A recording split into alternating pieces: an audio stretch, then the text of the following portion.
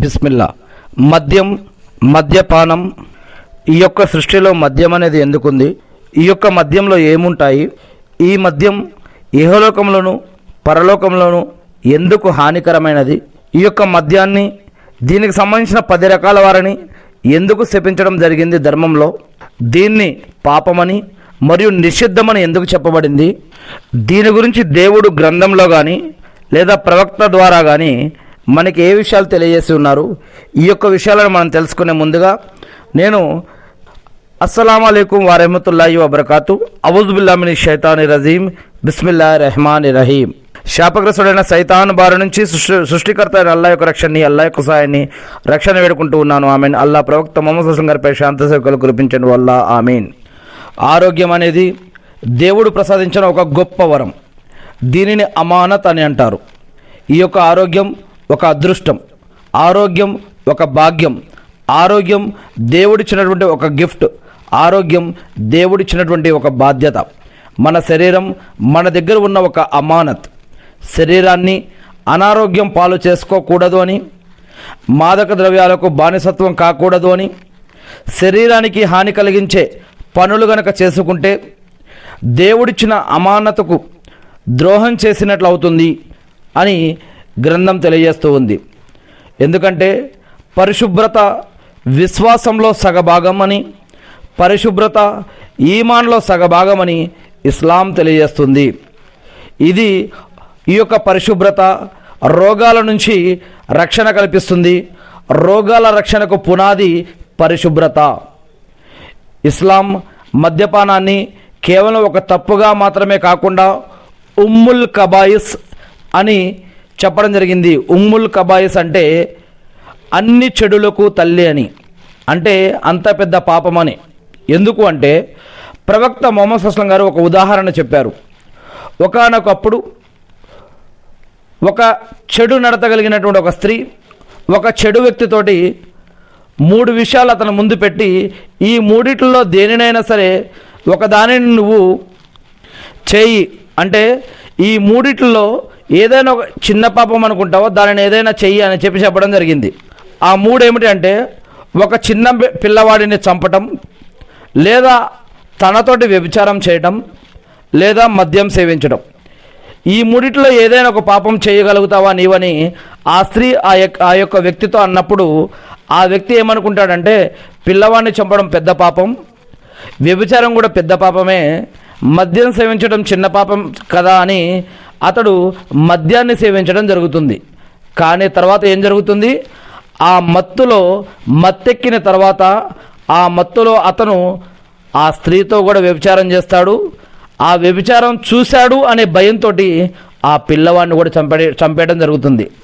ఇలా ఆ యొక్క మద్యం వల్ల అతడు 3 తప్పులు చేయడం జరుగుతుంది. దీనివల్ల అర్థమైనటువంటి నీతి ఏమిటంటే, మద్యం మనిషిలోని నైతిక విలువలను, అఖ్లాకును పూర్తిగా నాశనం చేసి ఇతర పెద్ద పాపాలకు అది తలుపులు తీస్తుంది. ఇతర పెద్ద పాపాలకు అది దాని మూలంగా ఇతర పాపాలకు పాల్పడే అవకాశం ఉంటుంది.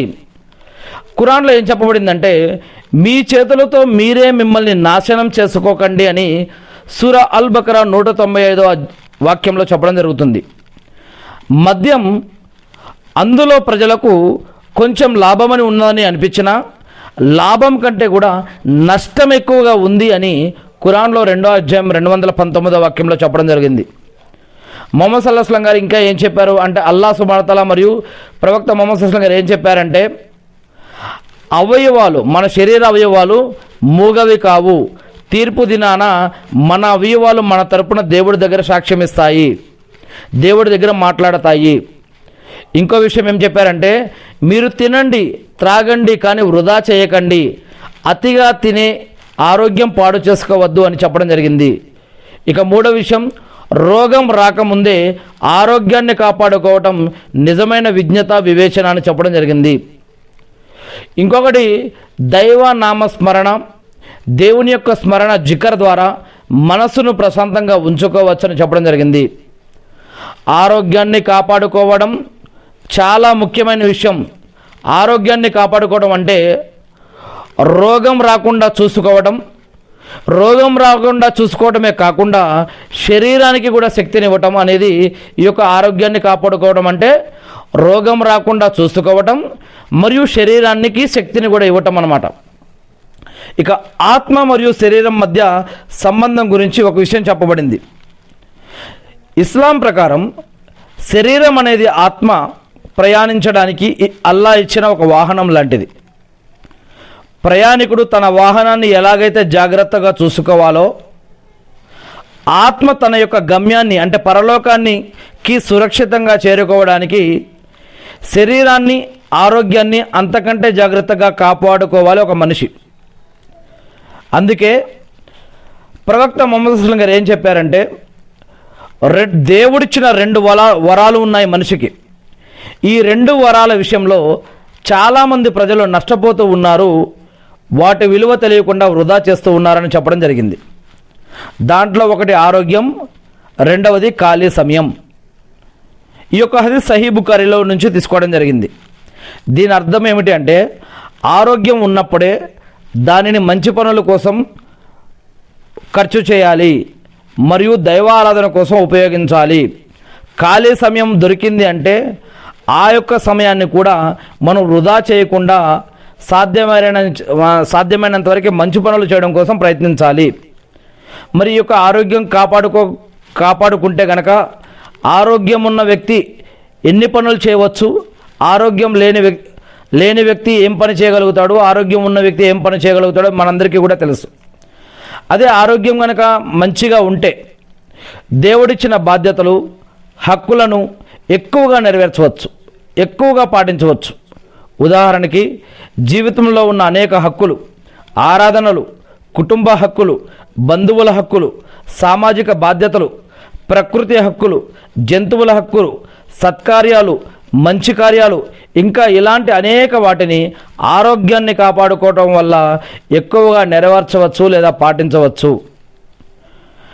పరిశుభ్రతను ఇస్లాం విశ్వాసంలో సగభాగం, ఈమాన్లో సగభాగం అని పేర్కొంది అని, ఇది రోగాల నుండి రక్షణకు పునాది అని పరిశుభ్రత గురించి చెప్పడం జరుగుతుంది. ఈ యొక్క పరిశుభ్రత శరీర పరిశుభ్రత, అవయవాలు పరిశుభ్రత, ఆహారపు పరిశుభ్రత, ఇంటి పరిశుభ్రత, బట్టలు పరిశుభ్రత, పరిసరాల పరిశుభ్రత, సంపాదనలో పరిశుభ్రత, ఇలా ప్రతి విషయంలో కూడా చెప్పడం జరిగింది. పరిశుభ్రత అనేది విశ్వాసంలో ఈమాన్లో సగభాగం అని చెప్పడం జరిగింది. మరి అల్లా మద్యపానాన్ని ఒకేసారి నిషేధించలేదు. ప్రజల మనస్తత్వాలను మారుస్తూ 3 స్టేజెస్లో 3 రకాలుగా దేవుడు దీనిని నిషేధించుకుంటూ వచ్చాడు. ముందుగా ఇందులో లాభం కంటే నష్టం ఎక్కువగా ఉందని ముందుగా తెలియజేశాడు. మద్యంలో ఏముంది ఏంటనేది తెలియజేశాడు.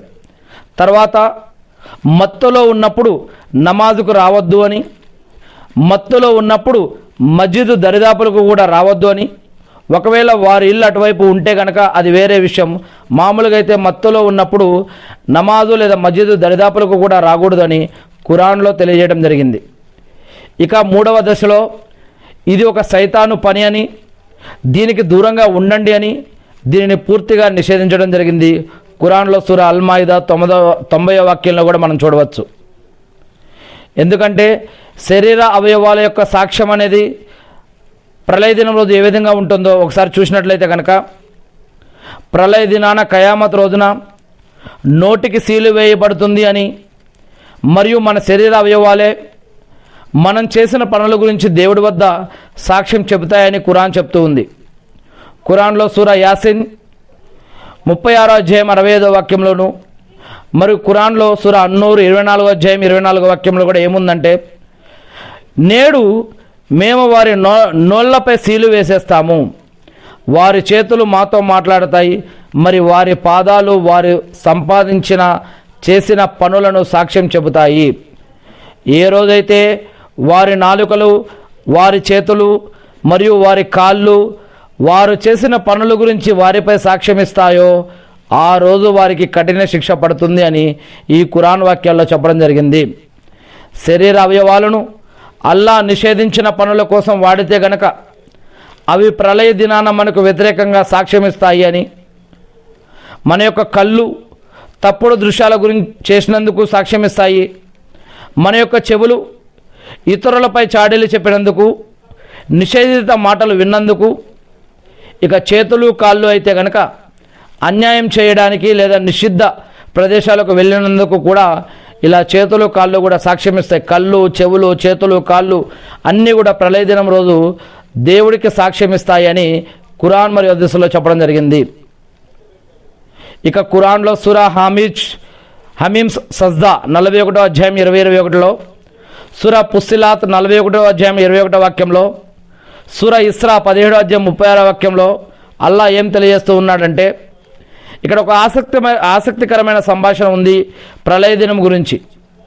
పాపం చేసిన వారు తమ శరీర అవయవాలతో ఇలా అంటారు ప్రళయ దినం రోజు, మీరు మాకు వ్యతిరేకంగా మీరు ఎందుకు సాక్ష్యం ఇస్తున్నారు అని అన్నప్పుడు ఆ అవయవాలు ఏం సమాధానం ఇస్తాయంటే, సమస్తానికి మాటలు ప్రసాదించిన అల్లాయే మాకు మాటలు ఇచ్చాడు, దీనిని బట్టి మన శరీర భాగాలు మనకి తెలియకుండానే మన పనులన్నిటినీ రికార్డు చేస్తున్నాయని అర్థమవుతుంది.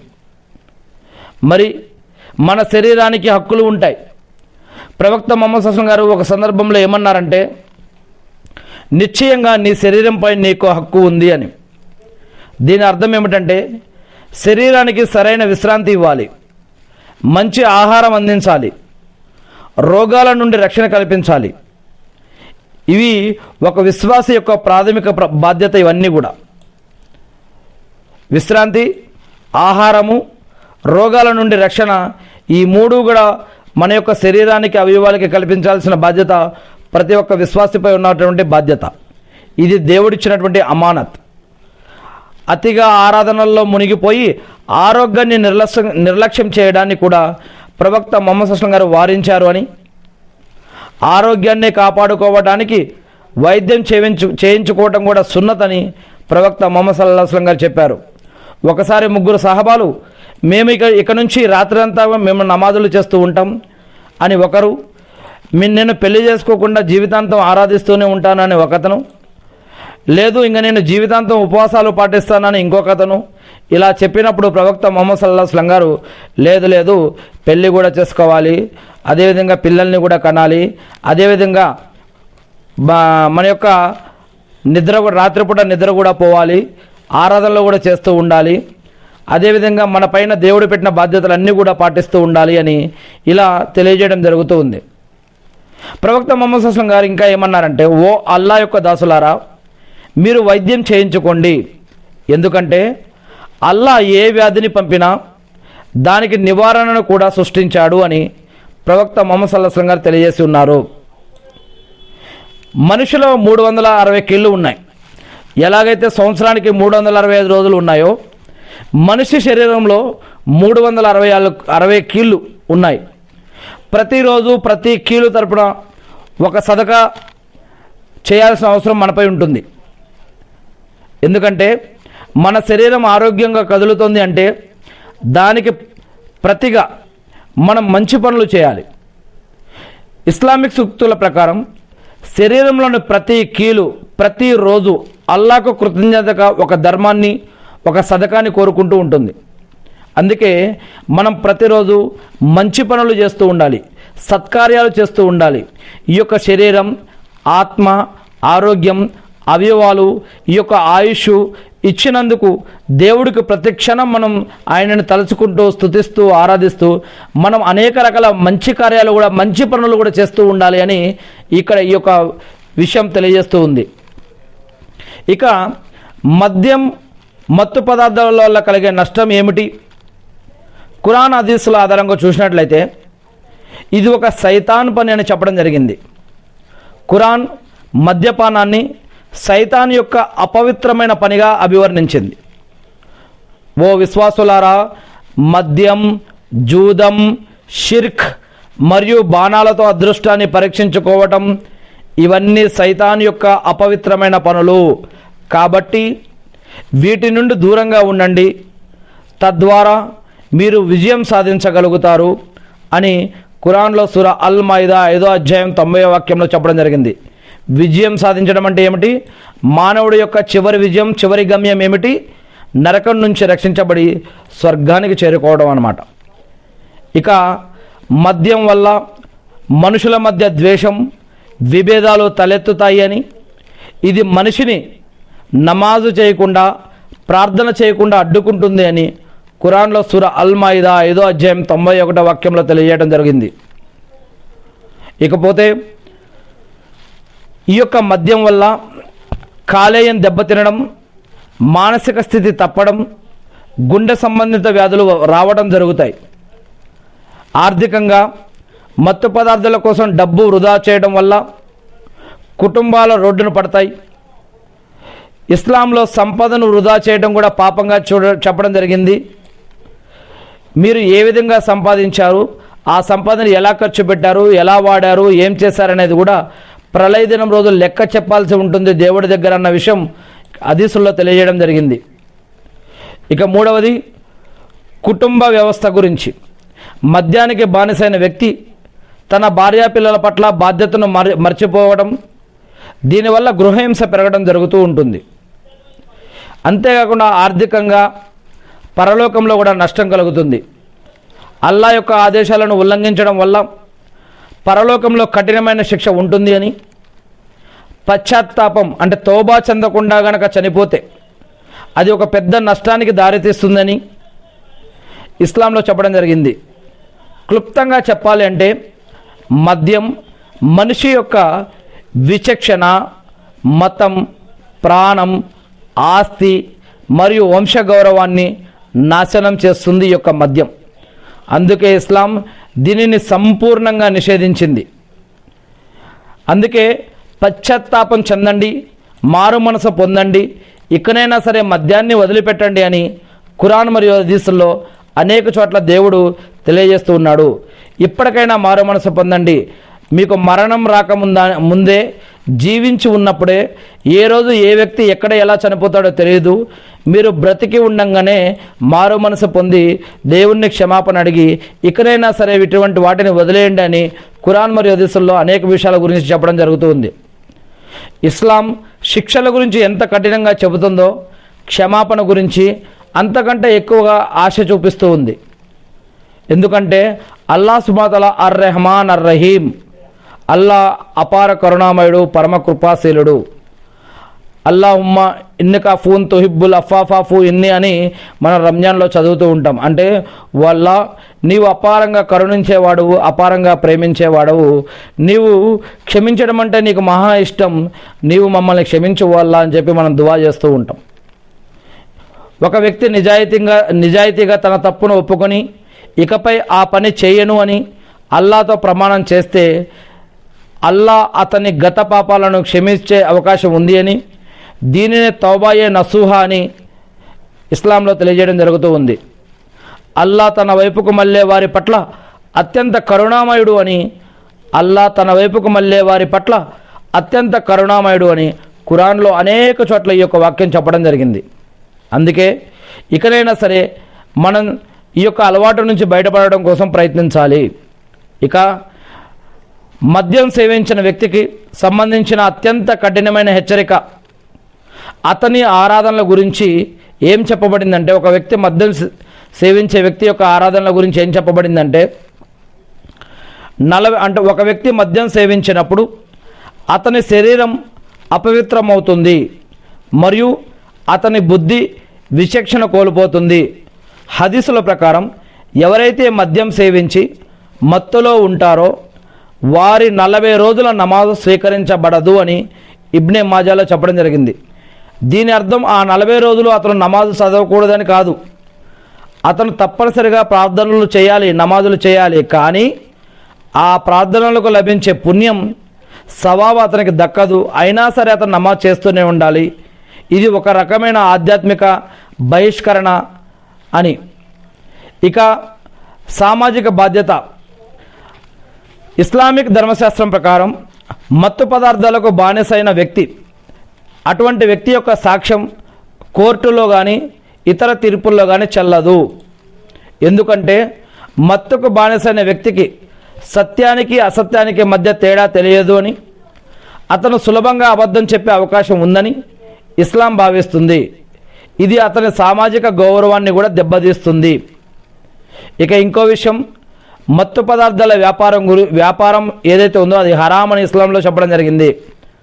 మత్తు పదార్థాల వ్యాపారం ద్వారా వచ్చే లాభంతో ఆహారం కొన్నా, అటువంటి డబ్బులతో మంచి కార్యాలు ధర్మ కార్యాలు చేసినా అవి దేవుని వద్ద స్వీకరించబడవు అని ఇస్లాం తెలియజేస్తుంది.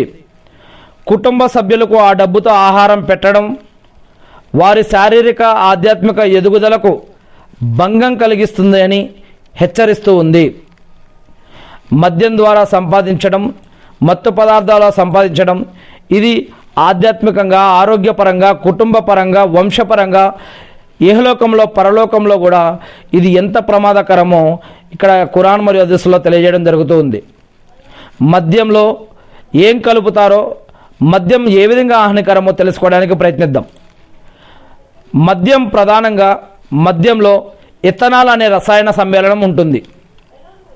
మద్యం సేవించడం వల్ల శరీరంలోని దాదాపు అన్ని అవయవాలపై ప్రతికూల ప్రభావం పడుతుంది. మద్యాన్ని శుద్ధి చేసే బాధ్యత కాలేయనదే. మితిమీరిన తాగుడు వల్ల లివర్ సిరోసిస్, ఫ్యాటీ లివర్ మరియు లివర్ క్యాన్సర్ వచ్చే అవకాశాలు ఉంటాయి. ఇది మెదడు పనితీరును మందగింపజేస్తుంది. నిర్ణయాలు తీసుకునే సామర్థ్యం తగ్గడం, మాట తడబడడం మరియు జ్ఞాపక శక్తి కోల్పోవడం ఇలాంటివి జరుగుతూ ఉంటాయి. దీర్ఘకాలంలో మెదడు కణాలు క్షీణించే అవకాశాలు ఉంటాయి. అంతేకాకుండా అధిక రక్తపోటు, హై బీపీ, గుండె కొట్టుకునే వేగంలో మార్పులు మరియు స్ట్రోక్ వచ్చే ప్రమాదాలు కూడా ఉంటాయి. ఒక్కసారి మీరు హాస్పిటల్కి వెళ్ళి ఎమర్జెన్సీలో కొంచెం సేపు కూర్చొని చూడండి. మీరు ఎప్పుడైనా ఏ రోజైనా సరే అక్కడ ఎటువంటి కేసులు వస్తూ ఉంటాయో, వారికి వచ్చేటటువంటి ప్రమాదాలు ఏంటో, ఒక్కసారి మద్యం తాగి వచ్చేటటువంటి వారికి వచ్చే అనారోగ్యాలు ఏమిటో మీరు ఒక్కసారి కొంతసేపు కనుక ఎక్కడైనా ఎమర్జెన్సీలో హాస్పిటల్లో ఎక్కడికైనా వెళ్ళి కూర్చుంటే కనుక మీకు అర్థమవుతుంది. కడుపులో మంట, అల్సర్లు మరియు ప్యాంక్టీరియాటైసిస్ వంటి సమస్యలు కూడా తలెత్తుతూ ఉంటాయి, గ్యాస్ట్రిక్ ఇలాంటివి. ఇక మానసికంగా మద్యానికి బానిస అవ్వడం వల్ల, మద్యానికి అడిక్షన్ అవ్వడం వల్ల నిద్రలేమి, డిప్రెషన్ మరియు ఆందోళన పెరుగుతాయి. ఇది కుటుంబ సంబంధాలను మరియు ఆర్థిక స్థితిని కూడా దెబ్బతీస్తూ ఉంటుంది. మద్యం శరీరంలోకి వెళ్ళిన తర్వాత ఏం జరుగుతుంది, ఇతర నష్టాలు ఏమిటో చూసే ముందుగా, మద్యం ఇతర ఆహార పదార్థాల లాగా జీర్ణం కాదు. అది నేరుగా రక్తంలోకి శోషించబడుతుంది. మీరు తాగిన 5 నుండి 10 నిమిషాల్లోనే మద్యం రక్తంలో కలిసి శరీరం మొత్తం పాకుతుంది. మద్యం ఒక డయూరేటిక్, అంటే ఇది శరీరం నుండి నీటిని బయటకు పంపేస్తుంది. అందుకే మద్యం తాగిన వారికి డీహైడ్రేషన్ వల్ల మరుసటి రోజు విపరీతమైన తలనొప్పులు కూడా వస్తూ ఉంటాయి. దీనినే హ్యాంగ్ ఓవర్ అని కూడా అంటారు. మరి కేవలం కాలేయం మాత్రమే కాకుండా మద్యం వల్ల శరీరంలోని ఇతర భాగాలు కూడా ప్రభావితం అవుతాయి. మద్యం తాగే వారిలో రోగనిరోధక శక్తి తగ్గి వారికి నిమోనియా, టీబీ వంటి వ్యాధులు కూడా చాలామందికి వచ్చే అవకాశాలు ఉంటాయి. ఇక ఇది శరీరంలో కాల్షియం శోషణను అడ్డుకుంటుంది. దీనివల్ల ఎముకలు పెలుసుగా మారి త్వరగా విరిగిపోయే ప్రమాదం కూడా ఉంటుంది. కేవలం కాలేయ క్యాన్సర్ మాత్రమే కాకుండా నోరు, గొంతు, అన్నవాహిక మరియు మహిళల్లో అయితే కొంతమందికి రొమ్ము క్యాన్సర్ కూడా వచ్చే అవకాశాలు మద్యం తాగే అలవాటు ఉన్న వారికి ఎక్కువగా వస్తుంటాయని ఆధునిక వైద్యశాస్త్రంలో కూడా ఈనాడు మనం గమనించవచ్చు. ఒక్కసారి వార్తల్లో కానీ న్యూస్లో కానీ ఒక్కసారి హాస్పిటళ్ళల్లో కానీ వెళ్ళి చూస్తే మద్యం వల్ల ఎంతమంది ఎలా బాధపడుతున్నారో మీరు కూడా గమనించవచ్చు. మద్యం తాగే వారిలో విటమిన్ల లోపం ఎక్కువగా కనిపిస్తుంది అని, ముఖ్యంగా విటమిన్ B1, దీని లోపం వల్ల మెదడుకు సంబంధించిన తీవ్రమైన వ్యాధులు వెర్నిక్ కొర్సకోఫ్ సిండ్రోమ్ వచ్చే అవకాశాలు ఉంటాయని, విటమిన్ B12 మరియు పోలేట్ వల్ల రక్తం తయారీకి అవసరమైన ఈ విటమిన్లు అందక రక్తహీనతకు దారితీసే అవకాశాలు ఉంటాయని సైన్స్ తెలియజేస్తూ ఉంది. మద్యం కేవలం శారీరక ఆరోగ్యాన్నే కాదు, మానసిక స్థితిని కూడా దెబ్బతీస్తూ ఉంటుంది. మెదడులో డోపమైన్ అనే రసాయనాన్ని ఇది విడుదల చేస్తుంది. దీనివల్ల తాగినప్పుడు తాత్కాలిక సంతోషం కలిగినా క్రమంగా అది లేకుండా ఉండలేని స్థితికి డిపెండెన్స్కి చేరుకుంటుంది. ప్రవర్తనలలో మార్పులు వస్తూ ఉంటాయి. కోపం, అసహనం పెరగడం వల్ల కుటుంబ సభ్యులతో గొడవలు మరియు సామాజికంగా ఒంటరితనం ఏర్పడుతూ ఉంటుంది. మరి మద్యానికి దూరంగా ఉండటం అనేది కేవలం ఒక వ్యక్తిగత నిర్ణయం మాత్రమే కాదు, అది ఒక ఆరోగ్యకరమైన భవిష్యత్తుకు పునాది. మద్యానికి దూరంగా ఉండటం చాలా మంచిది. మద్యానికి కనుక దూరం ఉంటే అది ఒక వ్యక్తిగత నిర్ణయం మాత్రమే కాకుండా అది ఒక ఆరోగ్యకరమైన భవిష్యత్తుకు, మంచి కుటుంబానికి, మంచి సమాజానికి, మంచి వ్యవస్థకు నాంది. అందుకే మద్యానికి దూరంగా ఉండడం కోసం ప్రయత్నించాలి. మద్యం తయారీలో ఉపయోగించే రసాయనాలు మరియు అది శరీరంలోని కణజాలంపై చూపే సూక్ష్మ ప్రభావాల గురించి మనం ఇంకా కొన్ని విషయాలు చూసినట్లయితే కనుక మద్యం తయారీలో కేవలం పండ్ల రసాలే కాకుండా పారిశ్రామికంగా కొన్ని ఇతర పదార్థాలను కూడా వాడతారు. క్లారిఫయింగ్ ఏజెంట్స్ అంటే వైన్ లేదా బీర్ పారదర్శకంగా ఉండటానికి కోసం జెలాటిన్ లేదా ఐసింగ్లాస్ అంటే చేపల నుండి తీసే పదార్థం వంటివి వాడుతుంటారు. రెండవది సల్ఫేట్స్ అంటే మద్యం పాడవకుండా ఉండటానికి ప్రిజర్వేటివ్గా సల్ఫర్ డయాక్సైడ్ కలుపుతారు. దీనివల్ల కొందరికి అలర్జీ లేదా అస్తమా వచ్చే అవకాశాలు ఉంటాయి. ఇక మూడవది కంజనర్స్. మద్యం తయారీలో సహజంగా ఏర్పడే చిన్నపాటి రసాయనాలు. ఇవి మద్యానికి రంగు, రుచిని ఇస్తాయి, కానీ ఇవే హ్యాంగోవర్ తీవ్రతను పెంచుతాయి. ఉదాహరణకి టానిన్లు, ఫ్యూసెల్ ఆయిల్స్ లాంటివి. ఇక రెండవ విషయం, మద్యం శరీరంలోకి వెళ్ళినప్పుడు అది అసిటాల్డిహైడ్ అనే విష పదార్థంగా మారుతుంది. ఇది ఎందుకు ప్రమాదకరం అంటే డిఎన్ఏ డ్యామేజ్. అంటే అసిటాల్డిహైడ్ మన కణాల్లో డిఎన్ఏను దెబ్బతీస్తుంది. దీనివల్ల కణాలు అసాధారణంగా పెరిగి క్యాన్సర్కు దారితీసే అవకాశాలు ఉంటాయి. ఇక రెండవది, మెదడు కణాల మధ్య కనెక్షన్ కట్ అయ్యే అవకాశాలు. మెదడులోని న్యూరో ట్రాన్స్మిటర్లు సమతుల్యతను ఇది దెబ్బతీస్తుంది. అందుకే మరి ఎవరైతే ఈ యొక్క అలవాటుకి గురయ్యారో వారి యొక్క నడక సరిగ్గా ఉండదు, మాటలు స్పష్టంగా రావు తాగిన తర్వాత. ఇక గుండె కండరాలు బలహీనపడటం జరుగుతుంది. దీర్ఘకాలం తాగడం వల్ల ఎక్కువ కాలం గుండె కండరాలు సాగిపోయి రక్తాన్ని పంపు చేయలేని స్థితికి చేరుకుంటుంది. దీనిని ఆల్కహాలిక్ కార్డియోపతి అని అంటారు. ఇక మహిళలపై మరియు పురుషులపై ఇది ఎలా ప్రభావం చూపిస్తుందంటే, పురుషుల కంటే మహిళల శరీరంలో నీటి శాతం తక్కువగా ఉండటం వల్ల అదే పరిమాణంలో తాగిన మహిళల రక్తంలో ఆల్కహాల్ శాతం త్వరగా పెరుగుతుంది. ఇది వారి కాలేయం మరియు గుండెపై వేగంగా ప్రభావం చూపిస్తుంది. ఇక పురుషుల విషయానికి వస్తే అధిక మద్యపానం వల్ల పురుషులలో టెస్టోస్టెరాయిన్ హార్మోన్ తగ్గి సంతానోత్పత్తి సమస్యలు వచ్చే అవకాశాలు కూడా ఉంటాయి కొందరిలో.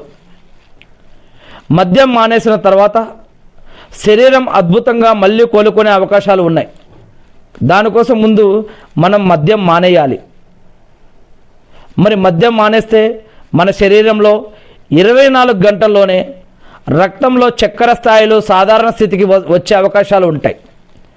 శరీరం విష పదార్థాలను మళ్ళీ బయటకు పంపించడం ప్రారంభిస్తుంది. 1 వారం తర్వాత నిద్ర నాణ్యత పెరుగుతుంది. చర్మం మళ్ళీ ప్రకాశవంతంగా మారుతుంది. 1 నెల తర్వాత కాలేయంలో పేరుకుపోయిన కొవ్వు, ఫ్యాటీ లివర్ తగ్గడం మళ్ళీ మొదలవుతుంది. 1 సంవత్సరం తర్వాత గుండె జబ్బులు మరియు క్యాన్సర్ వచ్చే ముప్పు నుంచి దగ్గర 50% వరకు మళ్ళీ తగ్గిపోయే అవకాశం ఉంటుంది. మరి మద్యం అనేది ఒక తాత్కాలిక ఉపశమనంలా అనిపించినా కూడా అది శరీరానికి ఇచ్చే నష్టం మాత్రం చాలా పెద్దది. దీనికి బదులుగా సహజమైన పానీయాలు, పండ్ల రసాలు, కొబ్బరి నీళ్ళు ఇలాంటివి తీసుకోవడం మంచిది. అందుకే ఇంతకుముందు మనం ఒక ఖురాన్ వాక్యం చదివాం. ఏంటది? మద్యంలో మీకు లాభాల కంటే కూడా నష్టాలు ఎక్కువగా ఉన్నాయని తెలియజేయడం జరిగింది. కొద్దిపాటి సమయం వరకు మనం ఏదో మర్చిపోతున్నామని అనుకున్నా కూడా అది తర్వాత జీవితాంతం పెద్ద సమస్యను తీసుకొచ్చే అవకాశాలు ఉంటాయి. దాంతో వేరే మార్గాలు వెతుక్కోవాలి, కానీ ఈ మద్యం జోలికి వెళ్ళకూడదని. ఈ మద్యం ఒకటే కాదు, మత్తు పదార్థాలు అంటే సిగరెట్టు, గుట్కా, తంబాకు, జర్దా, మద్యం, డ్రగ్స్ ఇటువంటివి ఏవైనా సరే వీటన్నిటిని కూడా ఇస్లాం హరాం, నిషిద్ధం, పాపమని తెలియజేస్తూ ఉంది. ఇక మెదడుపై మద్యం తాగినప్పుడు మనిషికి ఎందుకు ఆనందంగా లేదా రిలాక్స్గా అనిపిస్తుందో తెలుసా? మద్యం మెదడులోకి గాబా అనే రసాయనాన్ని పెంచుతుంది. ఇది మెదడును శాంతింపజేస్తుంది. అందుకే మనిషి భయం, మొహమాటం వదిలేసి ప్రవర్తిస్తాడు. సమాచారాన్ని వేగంగా పంపే గ్లూటామేట్ను మద్యం అడ్డుకుంటుంది. అందుకే ప్రతిస్పందనలు నెమ్మదిస్తాయి. ఉదాహరణకి డ్రైవింగ్ చేసేటప్పుడు బ్రేక్ వేయడం ఆలస్యం అవ్వడం ఇలాంటివి. ఇక విపరీతంగా తాగినప్పుడు మెదడులోని హిప్పోకాంపస్ జ్ఞాపకాలను భద్రపరిచే చోటు ఏదైతే ఉంటుందో అది తాత్కాలికంగా ఆగిపోతుంది. అందుకే రాత్రి ఏం జరిగిందో ఉదయం గుర్తుండదు అనమాట చాలా విషయాలలో. ఇక కొన్ని చోట్ల కల్తీ మద్యం అని మనం వార్తల్లో అనేక సార్లు వినే ఉంటాం. మరి ఈ యొక్క కల్తీ మద్యం వల్ల చాలామంది ప్రాణాలు కోల్పోవడానికి కారణం కూడా మిథనాల్. సాధారణ మద్యం ఎథనాల్ అయితే కల్తీ మద్యంలో మిథనాల్ అనేది ఉంటుంది. ఇది శరీరంలోకి వెళ్ళాక ఫార్మిక్ యాసిడ్ అనే విషయంగా మారుతుంది. ఇది కంటి చూపును శాశ్వతంగా పోగొట్టే అవకాశం ఉంది, లేదా కొన్ని గంటల్లోనే మనిషి చనిపోయేలాగా కూడా కొన్నిసార్లు ప్రమాదం ఉంటుంది. దీనినే మనం కల్తీ మద్యం అని చెప్పి అనేక రకాల వార్తల్లో, న్యూస్లో అప్పుడప్పుడు చూస్తూ ఉంటాం. ఇక శరీరం మద్యాన్ని వదిలించుకోవడానికి ఒక నిర్దిష్ట వేగంతో పనిచేస్తుంది. ఒక సాధారణ ఆరోగ్యవంతుడైన మనిషి గంటకు 10 నుండి 15 మిల్లీలీటర్ల మద్యాన్ని మాత్రమే శుద్ధి చేయగలుగుతుంది. అంతకంటే ఎక్కువ తాగితే ఆ మిగిలిన మద్యం రక్తంలోనే ఉండి అవయవాలను దెబ్బతీస్తూ ఉంటుంది. దీన్ని వేగవంతం చేయడానికి కాఫీ తాగినా, స్నానం చేసినా ఉపయోగం ఉండదు. కేవలం సమయం మాత్రమే దాన్ని శుద్ధి చేయగలుగుతుంది. అసలు దీనంతటికీ కారణం అసలు మనం తాగకుండా ఉండటమే చాలా మంచిది. మద్యం వల్ల కిడ్నీలపై కూడా పరోక్షంగా ఒత్తిడి పడుతుంది. రక్తపోటు పెరగడం వల్ల కిడ్నీలోని రక్తనాళాలు దెబ్బతింటాయి. విపరీతమైన డీహైడ్రేషన్ వల్ల కిడ్నీలో రాళ్ళు ఏర్పడే అవకాశం మరియు కిడ్నీ ఫెయిల్యూర్ అయ్యే ముప్పు కూడా పెరుగుతుంది. అంతేకాకుండా వ్యక్తిగత ఆరోగ్యమే కాకుండా మద్యం వల్ల ఇంకా అనేక నష్టాలు ఉన్నాయి. ఆర్థికంగా, సామాజికంగా, ఉద్యోగపరంగా కూడా అనేక నష్టాలు మనం గమనించవచ్చు. మరి ఆర్థికంగా చూసినట్లయితే సంపాదనలో ఎక్కువ భాగం వ్యసనానికి ఖర్చు అవ్వడం, చికిత్స కోసం అప్పులు చేయడం, సామాజికంగా గృహహింస, రోడ్డు ప్రమాదాలు, నేర ప్రవృత్తి ఇలాంటివి పెరిగిపోవడం, ఉద్యోగపరంగా పనిపై ఏకాగ్రత తగ్గడం వల్ల ఉద్యోగ భద్రత కోల్పోవడం ఇలాంటివి అనేక మనం సమాజంలో చూస్తూ ఉన్నాం. చాలామంది తక్కువ తాగితే ఆరోగ్యానికి మంచిదని అనుకుంటారు, కానీ ముఖ్యంగా రెడ్ వైన్ గురించి కూడా చెప్తూ ఉంటారు. కానీ ఆధునిక పరిశోధనల ప్రకారం మద్యం ఏ పరిమాణంలో తీసుకున్నా, తక్కువ తీసుకున్నా, ఎక్కువ తీసుకున్నా అది ఏ విధంగానైనా సరే ఆరోగ్యానికి చాలా ప్రమాదకరమని చెప్పడం జరుగుతూ ఉంది. మద్యం వ్యసనం నుండి బయటపడడానికి మానసిక ధైర్యం మరియు కుటుంబ సభ్యుల మద్దతు చాలా అవసరం. మద్యం అనే ఈ యొక్క వ్యసనం నుంచి, మద్యం అనే ఈ యొక్క అలవాటు నుంచి బయటపడడం కోసం మానసిక ధైర్యంతో పాటుగా కుటుంబ సభ్యుల మద్దతు కూడా, వారి యొక్క సహాయం కూడా అవసరం. వారి యొక్క సపోర్ట్ కూడా అవసరం. ఇక మన శరీరం మనపై సాక్ష్యంగా ఉంటుంది. ప్రళయ దినం రోజు, తీర్పు దినం రోజు, జడ్జిమెంట్ డే రోజు. ఇస్లాం ధర్మం ప్రకారం ఆరోగ్యాన్ని కాపాడుకోవటం కేవలం వ్యక్తిగత బాధ్యత మాత్రమే కాదు, అది ఒక ఆరాధన, ఇబాదత్ అని కూడా చెప్పడం జరుగుతుంది. ఆరోగ్యాన్ని కాపాడుకోవటం, దేవుని యొక్క మాట వినటం, ఆ మాటని విని ఆ ప్రకారం బ్రతకటం కూడా ఆరాధనలో ఒక భాగం. దేవుడి మాట వినటం కూడా ఆరాధన. అలా ఇది ఒక ఆరాధన, ఇబాదత్ కూడా, ఆరోగ్యాన్ని కాపాడుకోవటం. రెండవది పరిశుభ్రత, మిత ఆహారం అంటే తక్కువ ఆహారం, మంచి ఆహారం, వ్యాయామం ద్వారా శరీరాన్ని ఆరోగ్యంగా ఉంచుకోవటం, ఇవన్నీ కూడా విశ్వాసుల యొక్క బాధ్యత అని చెప్పడం జరిగింది. మన శరీరం మనది కాదు, అది అల్లా మనకిచ్చిన ఒక ట్రస్ట్, ఒక అమానతు. మన కళ్ళు, చేతులు, కాళ్ళు రేపు అల్లా ముందు మన గురించి మాట్లాడతాయి. ప్రళయ దినం, తీర్పు దినం రోజు మన కర్మల యొక్క తీర్పు ఇచ్చి స్వర్గం లేదా నరకం ఇచ్చే ఆ రోజు మన యొక్క కళ్ళు, కాళ్ళు, చెవులు, చేతులు, చర్మం, అవయవాలు ఇవన్నీ కూడా దేవుడి వద్ద సాక్ష్యమిస్తాయి. కాబట్టి వాటిని అల్లాకు ఇష్టమైన పనుల్లో వాడటం మరియు ఆరోగ్యంగా ఉంచుకోవడం ప్రతి విశ్వాసి యొక్క బాధ్యత. అల్లా అంటే అరబ్బీ పదం. అరబ్బీలో దేవుడు, ప్రభువు, సృష్టికర్త, కరుణామయుడు, భగవంతుడు, ఖుదా, రబ్బు ఇలాంటి అనేక పదాలని అరబ్బీ భాషలో అల్లా అని అంటాం. ఎలాగైతే నీళ్ళు, వాటరు, పానీ, తన్ని అని ఇలా ఏ భాషలో పిలిచినా నీళ్ళ యొక్క రూపం ఎలా మారదో, ఇలా రకరకాల భాషల్లో ఎలా పిలిచినా అల్లా అనే పదం యొక్క అర్థం ఏమిటంటే సృష్టికర్త అనే యొక్క పదాన్ని అరబ్బీలో అల్లా అని అంటారు. ఇస్లాం ఏం చెప్తుందంటే సృష్టిని కాకుండా సృష్టికర్తను ఆరాధించాలి అని. ఇదే లా ఇలాహ ఇల్లల్లా యొక్క సూత్రం అని చెప్పడం జరిగింది. అంటే ఈ యొక్క సృష్టిలో సృష్టింపబడ్డ వాటిని కాకుండా ఈ యొక్క సృష్టించిన వాటన్నిటి యొక్క సృష్టికర్త ఎవరైతే ఉన్నాడో 7వ ఆకాశం మీద అర్ష్ అనే పీఠం పైన, ఆ సృష్టికర్తను గుర్తించి ఆరాధించాలని, ఆయన సృష్టించిన వాటిని కాదు అని తెలియజేయడం జరుగుతూ ఉంది.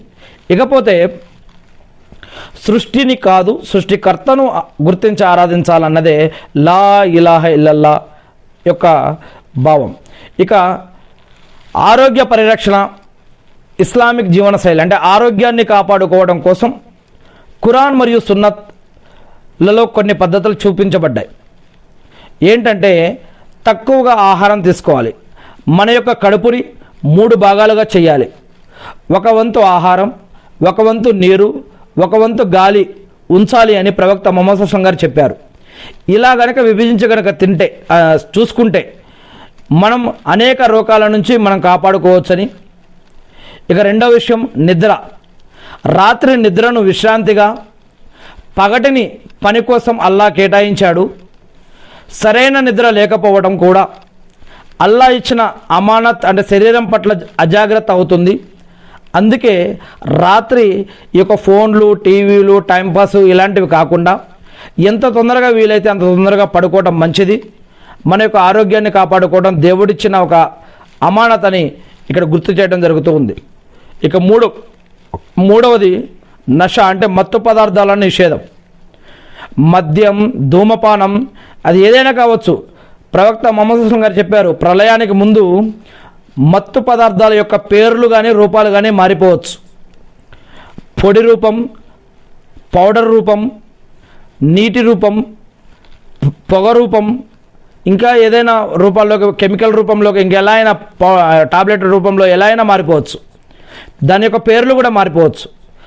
ఆ యొక్క మత్తు కలిగించేది ఏదైనా సరే, మద్యం, ధూమపానం, సిగరెట్టు, గుట్కా, తంబాకు, జరదా ఏవైనా కావచ్చు, డ్రగ్స్ ఏవైనా కావచ్చు. ఇటువంటివి శరీర అవయవాలను, లివర్ మరియు ఊపిరితిత్తులు పాడు చేస్తాయి. కాబట్టి ఇస్లాంలో ఇవన్నీ కూడా హరాం, పాపం, నిషిద్ధం అని తెలియజేయడం జరుగుతూ ఉంది. ఇక 5 విషయాలు రాకముందే 5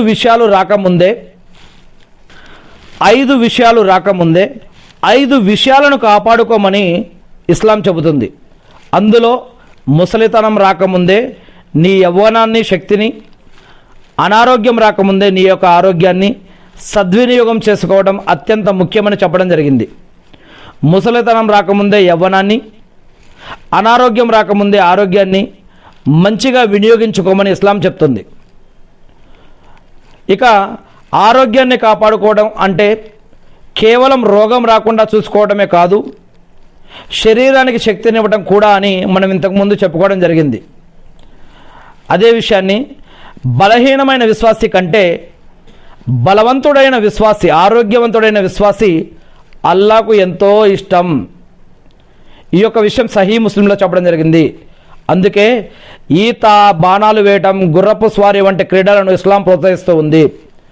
బలహీనమైన విశ్వాసి ఎక్కువ కార్యాలు చేయలేడు, ఎక్కువ ఆరాధనలు చేయలేడు, ఎక్కువ సత్కార్యాలు చేయలేడు, ఎక్కువ ఉపవాసాలు పాటించలేడు, ఎక్కువ పనులు చేయలేడు. అదే ఆరోగ్యాన్ని కాపాడుకున్న విశ్వాసి అయితే ఎన్నో పనులు చేయవచ్చు. అందుకే బలహీనమైన విశ్వాసి కంటే బలవంతుడైన, ఆరోగ్యవంతుడైన విశ్వాసి అల్లా ఎంతో ఇష్టపడతాడు, అల్లాకు ఎంతో ఇష్టం. ఇక వ్యాధులన్నిటికీ మూలం పొట్ట అని ఇస్లాం హెచ్చరించింది. హదీసు ప్రకారం మనిషి తన వెన్నెముకను నిటారుగా ఉంచుకోవడానికి కొన్ని మెతుకులు తిన్నా సరిపోతాయి. అందుకే మీరు ఏం తింటున్నారో, ఎలా తింటున్నారో అనేది మర్చిపోవద్దు. మీ యొక్క సంపాదన, ఆహారం వీటిల్లో జాగ్రత్త తీసుకోండి. ఇంకొకటి తక్కువ తినండి, ఆరోగ్యంగా ఉండండి అని చెప్పడం జరుగుతుంది. మూడవది మానసిక ఆరోగ్యం మరియు ఆధ్యాత్మికత గురించి చూసినట్లయితే శారీరక ఆరోగ్యంతో పాటు మనస్సు అనే ఈ యొక్క మానసిక ఆరోగ్యం కూడా అల్లా ఇచ్చిన వరమే. ఎందుకంటే అల్లా ఆందోళన మరియు ఒత్తిడి గురించి ప్రవక్త ముహమ్మద్ సల్లల్లాహు అలైహి వసల్లం గారు నిత్యం కూడా ఎప్పుడు వాళ్ళ ఆందోళన మరియు విచారణ నుంచి నీ యొక్క శరణు వేడుకుంటున్నాను అని దువా చేసేవారు. వాళ్ళ మనసులను మలచేవాడా, హృదయాలలో ఉన్న వాటిని తెలిసినవాడా, హృదయాలను మలచేవాడా, వాళ్ళ నా మనసులో ఉన్న ఆందోళనను మరియు విచారాన్ని తగ్గించు అని, నన్ను రక్షించు అని చెప్పి ఎప్పుడు నాకు ప్రశాంతతను ప్రసాదించు అని ఈ విధంగా దువా చేసుకునేవారు ప్రవక్త ముహమ్మద్ సల్లల్లాహు అలైహి వసల్లం గారు. అంతేకాకుండా అనారోగ్యం కలిగినప్పుడు మనం కుంగిపోకూడదు, సహనం, ఓపిక పాటించాలి. ఆ అనారోగ్యం వల్ల మనిషి చేసిన పాపాలు క్షమించబడతాయని ఇస్లాం చెప్తుంది, ఇస్లాం ఓదార్పు ఇస్తుంది. ఎందుకంటే కొన్ని అనారోగ్యాల ద్వారా దేవుడు మన పాపాలను క్షమిస్తాడు అని. ఇటువంటి సమయంలో మనం ఆత్మహత్య చేసుకోకుండా, ఎటువంటి ఇబ్బందులకి గురికాకుండా, నిరాశ చెందకుండా నమాజులు, ఉపవాసాలు, దువాలు ద్వారా దేవుడి యొక్క సహాయాన్ని అర్థిస్తూ అలానే వైద్యుడిని కూడా సంప్రదించాలి అని ఇస్లాం చెప్తూ ఉంది ఏదైనా అనారోగ్యం వచ్చినప్పుడు. ఇక కొన్ని వృధా చేయకూడదు అని ఇంతకుముందు చెప్పాము. ప్రవక్త ముహమ్మద్ సల్లల్లాహు అలైహి వసల్లం గారు ఒక సువర్ణ సూత్రాన్ని బోధించారు. 5 పరిస్థితులు రాకముందే 5ంటిని కాపాడుకోమన్నారని చెప్పి మనం ఇంతకుముందు చెప్పుకున్నాం కదా. ఆ 5 ఏమిటంటే ముసలితనం రాకముందే యవ్వనాన్ని కాపాడుకోండి, అనారోగ్యం రాకముందే ఆరోగ్యాన్ని వినియోగించుకోండి, పేదరికం రాకముందే మీ యొక్క సంపదను వినియోగించుకోండి, తీరిక లేని సమయం రాకముందే ఖాళీ సమయాన్ని వినియోగించుకోండి, మరణం రాకముందే మీ యొక్క జీవితాన్ని వినియోగించుకోండి. ఇవి చెప్పుకోవడానికి, మాట్లాడుకోవడానికి చాలా చిన్న విషయాలు కావచ్చు, కానీ మనం యవ్వనంలో ఉన్నట్టు ముసలితనంలో మనం జీవించలేము. ఆరోగ్యంగా ఉన్నట్టు అనారోగ్యంలో ఉన్నప్పుడు మనం బ్రతకలేము. మన ఆలోచనలో కానీ ఒంట్లో కానీ శక్తి ఉండదు. సంపదలో ఉన్నప్పుడు చేసే ఆరాధనల లెక్క పేదరికంలో ఉన్నప్పుడు చాలా ఆరాధనలు చేయలేము. ఉదాహరణకి హజ్ కానీ, ఉమ్రా కానీ, జకాత్ కానీ, సదకా ఖైరాతులు కానీ, దాన ధర్మాలు కానీ ఇవన్నీ కూడా సంపద ఉన్నప్పుడు చేయగలుగుతాం. కుర్బానీలు కానీ ఇవన్నీ కూడా.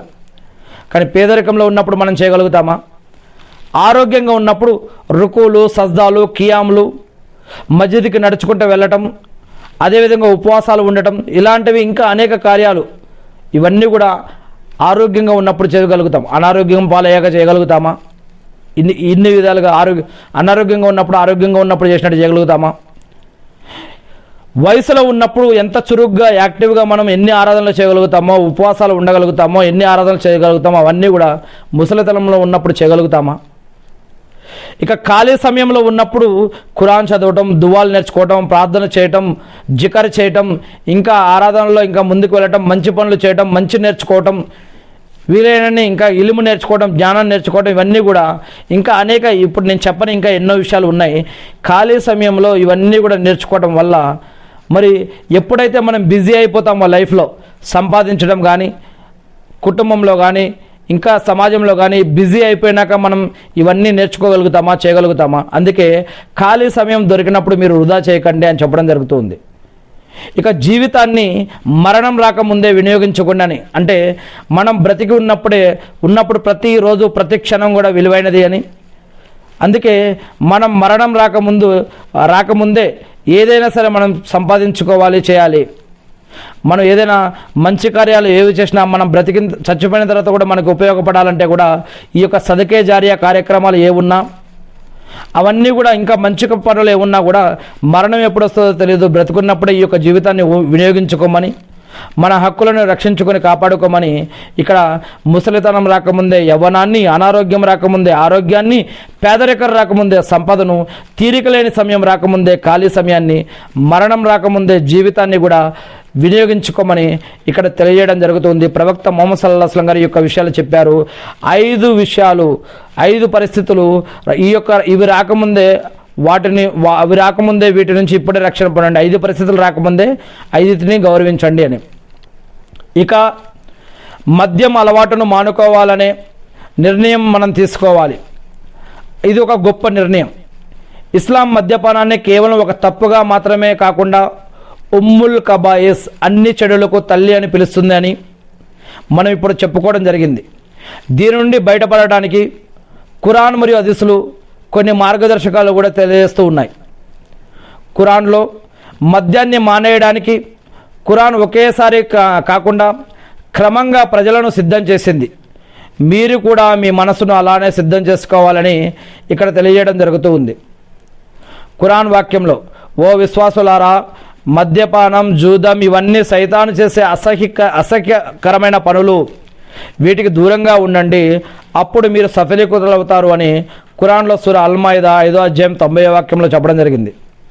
అందుకే మద్యం వల్ల కలిగే తాత్కాలిక ఆనందం కంటే, అప్పటికప్పుడు దొరికే ఆనందం కంటే, అప్పుడున్న టెన్షన్లు పోగొట్టుకోవడం కోసం అప్పటికప్పుడు తాగే ఈ యొక్క ఆనందం కంటే, దానివల్ల కలిగే సమాజంలోని ఆరోగ్యపరంగా, అనారోగ్యపరంగా, కుటుంబ పరంగా, ఆర్థిక పరంగా ఏవేవైతే నష్టాలు ఉన్నాయో, ఇహలోకంలో మరియు పరలోకంలో కూడా ఏవైతే నష్టాలు ఉన్నాయో అవి ఏంటో మనం తెలుసుకొని, ఇది అల్లా జ్ఞాపకానికి మనల్ని దూరం చేస్తుందని, అల్లా ఆరాధనకి మనకి దూరం చేస్తుందని తెలుసుకొని, వీటి నుంచి మనల్ని బయటపడటానికి మనం కౌన్సిలింగ్ ఇచ్చుకోవాలి, మనకు మనమే ఆలోచించుకోవాలి, మనమే వీటి నుంచి బయటపడడం కోసం ప్లానింగ్ చేసుకోవాలి, ప్రయత్నించాలి. ఇక ప్రవక్త ముహమ్మద్ సల్లల్లాహు అలైహి వసల్లం గారు మద్యం విషయంలో చాలా స్పష్టంగా హెచ్చరించారు. ఏమని? మద్యం సేవించేవాడు, మద్యాన్ని పట్టేవాడు, మద్యాన్ని అమ్మేవాడు, మద్యాన్ని కొనేవాడు, ఇలా దీనితో సంబంధం ఉన్న 10 రకాల వారి గురించి ఉంది. ఇలాంటి వారందరినీ కూడా అల్లా శపించాడు అని ప్రవక్త ముహమ్మద్ సల్లల్లాహు అలైహి వసల్లం గారు తెలిపారు. మత్తు కలిగించే ప్రతి వస్తువు హరాం, నిషిద్ధం. సహీ ముస్లిం హదీస్ గ్రంథంలో ఈ యొక్క విషయాలన్నీ కూడా చెప్పబడ్డాయి. మరి మన మనస్సును మద్యం వైపు వెళ్ళినప్పుడు మంచి హలాల్ పానీయాలు, పండ్ల రసాలు, తేనె నీళ్ళు తీసుకోవడం కానీ, ఇంకేదైనా పనిలో బిజీ అయిపోవడం కానీ, దువా చేసుకోవడం కానీ, ఇంకేదైనా ప్రయత్నాలు చేయాలి. వీటి నుంచి మన మనసు మళ్ళే విధంగా ప్రయత్నించాలి. ఇక ఇంకొక విషయం, కౌన్సిలింగ్. అల్లా సహాయం లేకుండా ఏదీ సాధ్యం కాదు. అందుకే నాలోని ఈ చెడు అలవాటును దూరం చెయ్యని మనస్ఫూర్తిగా ముందు అల్లాని ప్రార్థిస్తూ ఉండాలి. నాలో ఉన్నటువంటి ఈ యొక్క ఆలోచనని నుంచి నన్ను రక్షించు, నన్ను కాపాడు, నా మనస్సుని, నా ఆలోచనని నీ కంట్రోల్లో పెట్టు, సైతాన్ నుంచి నన్ను కాపాడు, నా పాపాలను క్షమించు అని ఈ విధంగా ముందుగా అల్లాని దువా చేసుకుంటూ ఉండాలి. మద్యం గుర్తొచ్చినప్పుడల్లా అల్లాని ప్రార్థిస్తూకుంటూనే ఉండాలి. ఇక రెండవది, మద్యం తాగే అలవాటు ఉన్న స్నేహితులతోటి కొంచెం దూరంగా ఉండడం కోసం ప్రయత్నించాలి. ఇక మళ్ళా మస్జిద్కి వెళ్ళటం, ఖురాన్ చదవటం, ధార్మిక కార్యక్రమాల్లో పాల్గొనడం ద్వారా మంచి స్నేహితులను పరిచయం చేసుకోవటం, మంచి అలవాట్లు చేసుకోవడం వల్ల ఇదొక రకంగా మనం, రెండవ రకంగా మనం ఈ యొక్క దీని నుంచి బయటపడే అవకాశం అన్నమాట. ఇక మూడవది, ఇంతకుముందు గడిచిన తప్పుల గురించి చింతిస్తూ ఇకపై ఎప్పటికీ నేను ముట్టను అని దేవునితో ప్రమాణం, తోబా చేసుకోవడం కూడా ఇది కూడా ఒక రకమైన మంచి పద్ధతి. ఇలా చేస్తూ కూడా అల్లాని క్షమాపణ అడగవచ్చు. అల్లా అర్-రెహమాన్ అర్-రహీం, అల్లా క్షమాశీలుడు, అల్లా క్షమించేవాడు. క్షమించడం అంటే ఆయనకి ఇష్టం. అందుకే క్షమాపణ అడిగితే గనక, దువా చేస్తే గనక, దువా 3 రకాలుగా వాటి యొక్క రిజల్ట్ అనేది ఉంటుంది. ఇహలోకంలో అప్పుడే అది స్వీకరించబడుతుంది, లేదా వేరే ప్రమాదం నుంచి రక్షించడం జరుగుతుంది, లేదా ప్రళయ దినం రోజు అయినా సరే ఈ యొక్క దువా యొక్క రిజల్ట్ ఆనాడు అక్కడ వేరే రూపంలో ఇస్తానని చెప్పడం జరుగుతుంది. అందుకే దువా ఎప్పుడు రద్దు కాదు. అందుకోసమని మనం దేవుణ్ణి దువా అడుగుతూనే ఉండాలి. ఇక ఖాళీగా ఉన్నప్పుడే ఇలాంటి ఆలోచనలు వస్తాయి కాబట్టి ఖురాన్ చదవటం, లేదా ఇతర పనుల్లో నిమగ్నం అవటం, ఏదో ఒక పనుల్లో బిజీ అవ్వడం కోసం ప్రయత్నించాలి.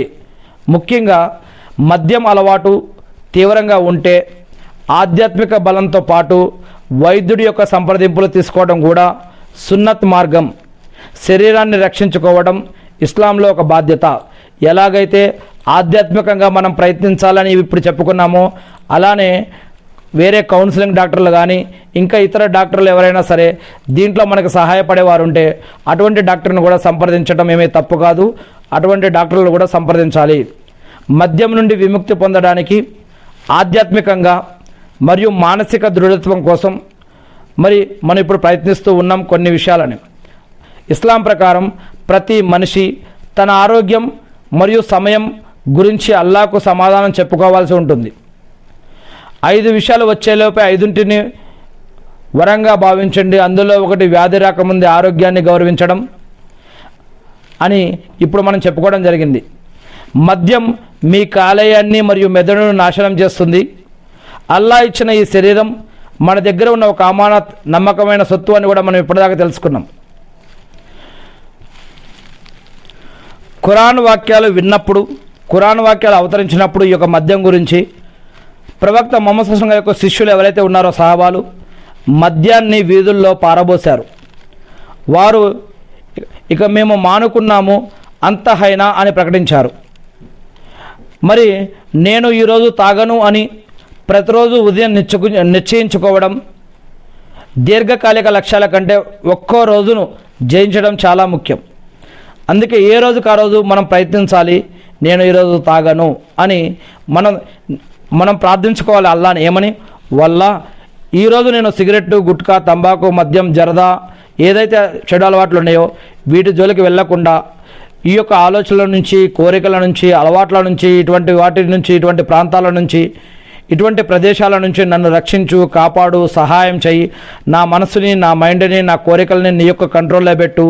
సైతానుల నుంచి, జిన్నాతుల నుంచి, మనుషులు చేసే ఆగడాల నుంచి, కుట్రకుతంత్రాల నుంచి, ఇటువంటి అలవాట్ల నుంచి అన్నింటినీ నుంచి కూడా నన్ను, నా కుటుంబ సభ్యులు, మీ యొక్క దాసులందరినీ కూడా రక్షించు వల్ల ఆమీన్ అని ఈ విధంగా దువా చేసుకుంటూ ఉండాలి. ఇకపోతే మనం నడుస్తూ, కూర్చున్నప్పుడు, లేచినప్పుడు, ఇంట్లో ఉన్నప్పుడు, బయట ఉన్నప్పుడు, జాబు చేస్తున్నప్పుడు, బిజినెస్లో ఉన్నప్పుడు, ఎక్కడైనా సరే ఒక భార్యాభర్తలు కలిసిన సమయంలో, బాత్రూంలో ఉన్నప్పుడు కాకుండా మిగతా సమయంలో ఎప్పుడైనా ఎక్కడైనా సరే దువా చేసుకుంటూ ఉండొచ్చు అని ఇస్లాం తెలియజేస్తూ ఉంది. ఇకపోతే ఖురాన్ ఏం చెబుతోందంటే, ఖురాన్లో సూరా అన్కబూత్ 29వ అధ్యాయం 45వ వాక్యంలో నిజంగా నమాజ్ మనిషిని చెడు నుంచి మరియు అశ్లీల పని నుండి నివారిస్తుంది. నమాజ్ దేని నుంచి? నమాజ్ మనిషిని చెడు మరియు అశ్లీల పనుల నుంచి నివారిస్తుంది అని ఖురాన్లో సూరా అన్కబూత్ 29వ అధ్యాయం 45వ వాక్యంలో చెప్పడం జరుగుతుంది. అందుకే మనం మస్జిద్కు వెళ్ళి ఇమాం వెనుక ముక్తదీలతో పాటు కలిసి కాలుకి కాలు, భుజానికి భుజం ఆనిచ్చి పక్కవారితోటి జమాత్ తోటి నిలబడి మనం ఎప్పుడైతే జమాత్తో కలిసి నమాజ్ చదువుతామో అప్పుడు ఎవరికైనా ఏవైనా అసరాతులు ఉన్నా, చేతబడి జరిగినా, దిష్టి ఉన్నా, ఇంకేదైనా ఇబ్బందులు ఉన్నా, ఎప్పుడైతే మస్జిద్లో ఇమాం తోటి ముక్తదీలతో కలిసి నమాజ్ చదువుతారో అప్పుడు ఇవన్నీ కూడా వీగిపోతాయి, ఇవన్నీ కూడా పని చేయవని, మరియు గుసుల్ చేసినప్పుడు కానీ, వధువు చేసినప్పుడు కానీ, లేదా ఇంకా అజ్వా ఖజూర్లు ఏడు అజ్వా ఖజూర్లు తిన్నప్పుడు కానీ, అది కూడా దేవుడి పైన విశ్వాసం పెట్టి ఇవన్నీ చేసినప్పుడు, మరియు ఏ ఇంట్లోనైతే మరి సూరే అల్ బకరా ఖురాన్లో 2వ సూరా పఠిస్తారో అటువంటప్పుడు ఇలాంటి సమయాలలో అనేక విషయాల నుంచి, జిన్నుల నుంచి, సైతాన్ల నుంచి, దిష్టి నుంచి, చేతబడి నుంచి, ఇంకా కొన్ని చెడు అలవాట్ల నుంచి ఇలా రక్షణ పొందే అవకాశం దొరుకుతుంది అని ఖురాన్ మరియు హదీసులలో, తఫ్సీర్లలో అనేక దగ్గర మనకి అనేక రకాల విషయాలు లభిస్తూ ఉంటాయి. అందుకే మరి ఈ యొక్క నమాజు జమాత్తో చేయడం వల్ల కూడా చెడు విషయాల నుంచి, చెడు ఆలోచనల నుంచి, అశ్లీల పనుల నుంచి, మత్తు పనుల నుంచి మనం రక్షణ పొందే అవకాశం దొరుకుతుంది అని ఖురాన్లో సూరా అన్కబూత్ 29వ అధ్యాయం 45వ వాక్యం ద్వారా మనకు అర్థమవుతుంది. ఇంకొక విషయం, పచ్చి ఎల్లుల్లి లేదా ఎల్లుల్లి ఇటువంటివి తిని, ఉల్లిపాయ ఇటువంటివి తిని నమాజుకు వెళ్ళటం మంచిది కాదు అని. అంటే అవి తినొచ్చు ఇస్లాంలో, కానీ తిని వెంటనే ఆ వాసన వస్తూ ఉండగా నమాజులో షామిల్ అవ్వటం సరైన పద్ధతి కాదు అని చెప్పడం జరిగింది. మరి అటువంటిది అప్పుడు ఈ యొక్క గుట్కా, తంబాకు, జర్దా, మద్యం ఇటువంటి అలవాట్లతోటి, ఇటువంటి వాసనలతోటి, ఇటువంటి పద్ధతులతోటి మస్జిద్కి వెళ్ళటం ఎంతవరకు సరైన పద్ధతి? అందుకే మనం చెడు విషయాల నుంచి ఆగిపోవాలి, అశ్లీల పనుల నుంచి ఆగాలి, మత్తు పదార్థాల నుంచి ఆగిపోవాలంటే ఈ యొక్క నమాజు కూడా ఇటువంటి విషయాల నుంచి మనల్ని కాపాడుతుందని ఈ యొక్క విషయం మనకి ఈ యొక్క ఆయుత ద్వారా అర్థమవుతుంది. ఇక మద్యం సేవించి ఉంటే కనుక 40 రోజుల వరకు నమాజ్ అంగీకరించబడదు అనే హదీసుల్లో ఉంది. ఈ విషయాన్ని గుర్తుంచుకుంటూ ఉండాలి. మనం నమాజు పట్ల ఉన్న భక్తి మనల్ని మద్యం నుంచి దూరం చేస్తూ ఉంది. నమాజు పట్ల కనుక మన నిజంగా భయం, భక్తి, గౌరవ, మర్యాద అల్లా పట్ల ఉండి నమాజ్ చేయాలనుకుంటే కనుక మరి మద్యానికి దూరంగా ఉండడం కోసం ప్రయత్నించాలి. అప్పటి కాలంలో ప్రవక్త ముహమ్మద్ సల్లల్లాహు అలైహి వసల్లం గారి సమయంలో కానీ, ఖలీఫాల సమయంలో కానీ ఎవరైనా ఇటువంటి మద్యానికి అలవాటైతే కనుక వారు 80 కొరడే దెబ్బలు కానీ, ఇంకేదైనా శిక్ష కానీ వెళ్ళి ఒప్పుకొని వారు శిక్ష అనుభవించేవారు. మరి ఈనాటి కాలంలో ఉలమాల దగ్గర ఈ యొక్క ప్రశ్న అడిగినప్పుడు వారు ఏం చెప్తారంటే, అటువంటి ఇస్లామిక్ కానూన్ కానీ లేదా అటువంటి ఖలీఫాలు కానీ ఈనాటి కాలంలో లేరు కాబట్టి మనం సచ్చే దిల్సే అంటే నిజమైన మనస్సు ద్వారా, నిజమైన అల్లా పట్ల భయం, భక్తి, గౌరవ, మర్యాద ద్వారా పశ్చాత్తాపడి అల్లాని క్షమాపణ అడిగి అల్లాతో ప్రామిస్ చేసి ఇక నుంచి మనం అటువంటి తప్పుల జోలికి వెళ్ళమని అల్లాకి చెప్పుకొని క్షమించమని అడిగి ఇప్పటి నుంచి మీరు దానిని మానేయటం మంచిది. అల్లా అర్ రెహమాన్ అర్ రహీం మాలిక్ యౌమిద్దీన్, అల్లా అపారంగా కరుణించేవాడు, అపారంగా ప్రేమించేవాడు. మరి మీరు అల్లాని క్షమాపణ అడిగి ఇప్పటి నుంచి కొత్త జీవితాన్ని ప్రారంభించండి అని ఉలమాలు, మనకి అనేక మంది ఉలమాలు ఈ విధంగా తెలియజేస్తూ ఉంటారు. మరి మన యొక్క ఆహారపు అలవాట్లలో కూడా కొన్ని మార్పులు తెచ్చుకోవడం మంచిది. మద్యం అలవాటు ఉన్న వారికి శరీరంలో షుగర్ లెవెల్స్ తగ్గిపోవడం వల్ల మళ్ళీ తాగాలని అనిపించే అవకాశాలు ఉంటాయి. అందుకని ప్రవక్త ముహమ్మద్ సల్లల్లాహు అలైహి వసల్లం వారికి ఇష్టమైన ఖర్జూరాలు కానీ, తేనె కానీ, నబీజ్ అంటే నీళ్ళల్లో నానబెట్టిన ఖర్జూరు పానీయం కానీ ఇవన్నీ పులియక ముందే ఇవన్నీ కూడా తీసుకోవచ్చు. ఇవన్నీ శరీరానికి శక్తినిచ్చి ఆ యొక్క మద్యం తాగాలనే కోరికని తగ్గిస్తాయని, ఇవన్నీ కూడా ఒక నివారణ కాకుండా ఇవన్నీ కూడా ఒక ఆప్షన్స్ అన్నమాట. ఇవన్నీ కూడా అంటే ఇలాంటి ప్రయత్నాల ద్వారా ఆ యొక్క మద్యానికి దూరం అవడం కోసం ప్రయత్నించాలి అనేది. ఇకపోతే మద్యం మానేయడానికి ప్రయత్నిస్తున్నప్పుడు ఒంటరిగా ఉండటం మంచిది కాదు. వేరే కుటుంబ సభ్యులతో కానీ, బంధుమిత్రులతో కానీ, స్నేహితులతో కానీ మంచి వారితోటి మాట్లాడటం కోసం, బిజీ అవ్వడం కోసం ప్రయత్నించాలి. మీరు గౌరవించే ఒక ఆలిం, విద్వాంసుడిలో లేదా ఒక మంచి స్నేహితుడికి మీ యొక్క పరిస్థితిని చెప్పుకొని మీకు తాగాలని అనిపించినప్పుడు వెంటనే వారికి ఫోన్ చేయటం కానీ, వారిని ఏదైనా సలహా అడగటం కానీ, మాట్లాడటం కానీ, లేదా ఖురాన్ చదవటం కానీ, లేదా ఒక 2 రకాల నమాజ్ చదువుకోవడం కానీ, లేదా దువా చేసుకోవడం కానీ, ఇంకేదైనా జిక్కర్ చేయటం కానీ, ఇంకా ఎవరైనా ఇష్టమైన వ్యక్తితో మాట్లాడటం కానీ ఇటువంటి ప్రయత్నించాలి. అంటే మన మైండ్ని డైవర్ట్ చేసుకోవాలి, మన యొక్క మైండ్ని కంట్రోల్ పెట్టుకోవడం కోసం. ఇకపోతే అల్లా యొక్క జిక్కర్ అంటే అల్లా యొక్క స్మరణ మనసు ఆందోళనగా ఉన్నప్పుడే మద్యం వైపు మొగ్గు చూపుతుంది, మనసులో టెన్షన్లు ఉన్నప్పుడు. ఖురాన్లో సూరా అర్రాద్ 13వ అధ్యాయం 28వ వాక్యంలో అల్లా యొక్క స్మరణ ద్వారానే హృదయాలకు శాంతి లభిస్తుంది అని. అంతేకాకుండా అల్లాని తలుచుకుంటే హృదయంలో శాంతి లభిస్తుంది ఒకటి. రాత్రిపూట ఖురాన్ చదవడం వల్ల, రాత్రిపూట అప్పుడప్పుడు లేచే నమాజులు చదవడం వల్ల కూడా మనిషికి ప్రశాంతత, మైండ్ కంట్రోల్, ఇంకొకటి కొన్ని రకాల ప్రశాంతత, సెల్ఫ్ కంట్రోల్, ఏకాగ్రత, ఇవన్నీ కూడా రాత్రి ఆరాధనలో, రాత్రి ఖురాన్ చేయడం లేదా చదవడం, లేదా పొద్దుగాల ఖురాన్ చదవటం, మరియు సమయానికి నమాజులు చదవటం, ఇటువంటి వాటి వల్ల అనేక రకాల మళ్ళీ మధ్యాహ్నం పూట ఖైలుల్లా చేయడం, మరి ఒక 15-20 నిమిషాలు లేదా ఒక అర్ధగంట పండుకొని లేవడం, ఇలాంటి వాటి వల్ల అనేక రకాల ఆధ్యాత్మికంగా, ఆరోగ్యపరంగా అనేక రకాల శక్తి లభించే అవకాశం ఉంది అని తెలియజేయడం జరుగుతూ ఉంది. ఎప్పుడైనా ఒత్తిడికి అని అనిపిస్తే లా హౌలా వలా కువ్వత ఇల్లా బిల్లా అని పఠించడం కానీ, ఇలాంటి అనేక దువాలు ఉన్నాయి ఇస్లాంలో. మరి ఈ సమస్యతో మరి ఎవరైతే బాధపడుతున్నారో అటువంటి వారి కోసం ఇప్పుడు మనం ఏదైతే విషయాలు మాట్లాడుకున్నామో, చదువుకుంటున్నామో, విన్నామో, వీటిని మీరు కూడా రీసెర్చ్ చేసి ఇవి నిజమో కాదో, ఖురాన్ హదీసులో ఉన్నాయో లేవో మీరు కూడా తెలుసుకొని వీటిని మన సోదరులు, వారు ముస్లింలైనా ముస్లింలు కాకపోయినా సరే, మానవులందరూ కూడా దేవుని యొక్క దాసులే, ఆ సృష్టికర్త యొక్క దాసులే కాబట్టి అందరూ ఆరోగ్యంగా ఉండాలి, అందులో మనం ఉండాలి అని ఏదైతే ఈ యొక్క పదాన్ని మనం తరచూ వింటూ ఉంటామో, మాట్లాడతామో, చెప్పుకుంటామో, అలానే ప్రతి ఒక్కరూ, ప్రతి ప్రాణి కూడా ఆ దేవుడు సృష్టించినటువంటి ప్రాణులే కాబట్టి వారు ముస్లింలైనా ముస్లింలు కాకపోయినా సరే ఒక మంచి విషయం మన దగ్గర ఉన్నప్పుడు ఈ విషయాన్ని ఇతరులకు తెలియజేసి అందరూ ఆరోగ్యపరంగా, ఆధ్యాత్మికంగా, ఆరోగ్యపరంగా మంచిగా ఉండాలని కోరుకొని ఈ యొక్క విషయాలని ఇతరులకు కూడా తెలియజేయడం వల్ల, ఈ యొక్క విషయం ఇతరులకు తెలియజేస్తే కనుక ఇది మనకు ఒక సదకే జారియాలాగా పనికొస్తుంది. మనం మరణించిన తర్వాత కూడా, బ్రతికి ఉన్నప్పుడు కూడా ఒక మంచి విషయాన్ని ఇతరులకు చెప్పడం వల్ల, చనిపోయిన తర్వాత ఆ యొక్క మంచి విషయం ఇతరుల దాకా వెళ్ళి ఇతరులకు అది మంచిగా పనికొస్తూ ఉంటే కనుక మన ద్వారా జరిగిన మంచి ఎంతకాలం, ఎన్ని రోజులు ప్రజల్లో జరుగుతూ ఉంటుందో అన్ని రకాల పుణ్యాలు మనం మరణించాక కూడా మనకి లభిస్తూనే ఉంటాయి. దీనినే సదకే జారియా అంటారు. మనం మరణించిన తర్వాత కూడా వచ్చే పుణ్యంగా చెప్పడం జరుగుతుంది.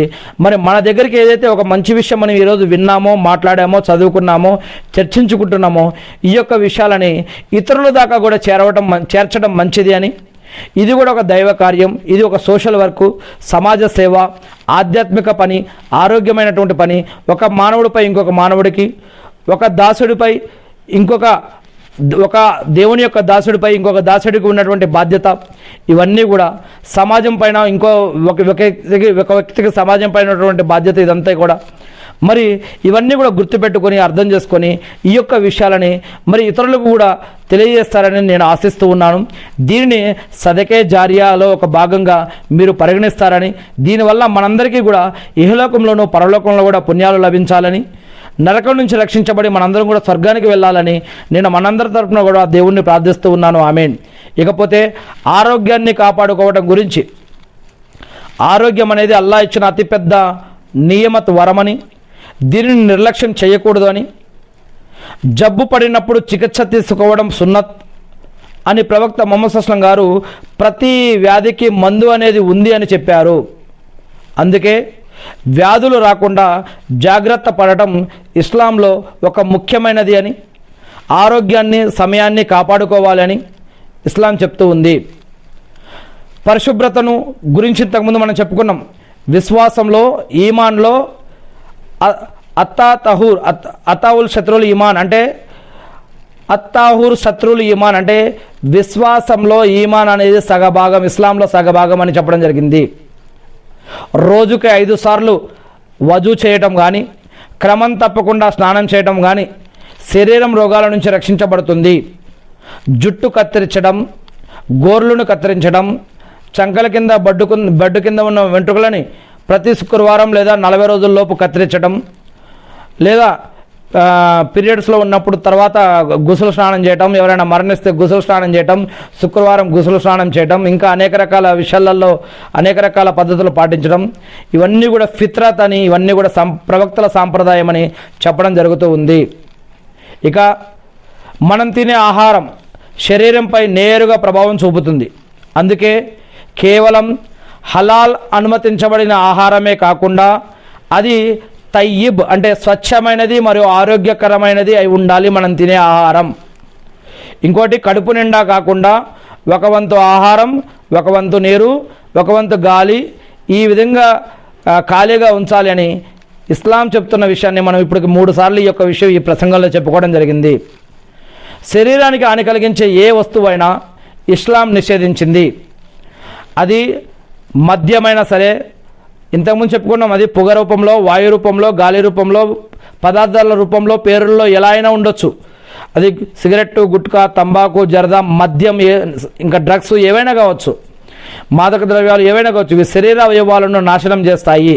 కాబట్టి ఇవన్నీ కూడా శరీరానికి హాని కలిగించే ఏ వస్తువైనా సరే ఇస్లాం దీన్ని హరాం, నిషిద్ధమని చెప్పడం జరిగింది.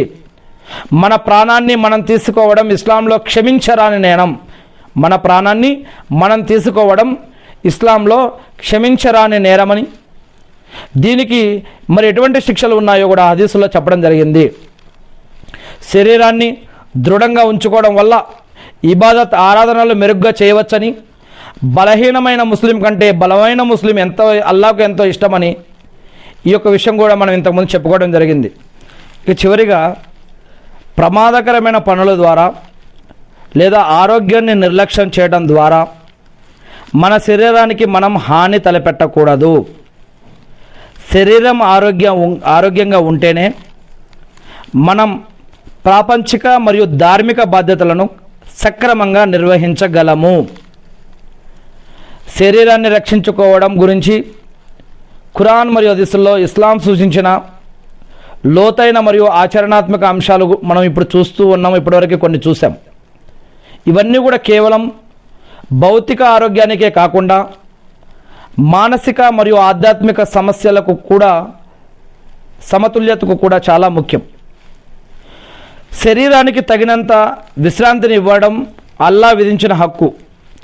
అల్లా రాత్రిని విశ్రాంతి కోసం సృష్టించాడు అని ఖురాన్ పేర్కొంది.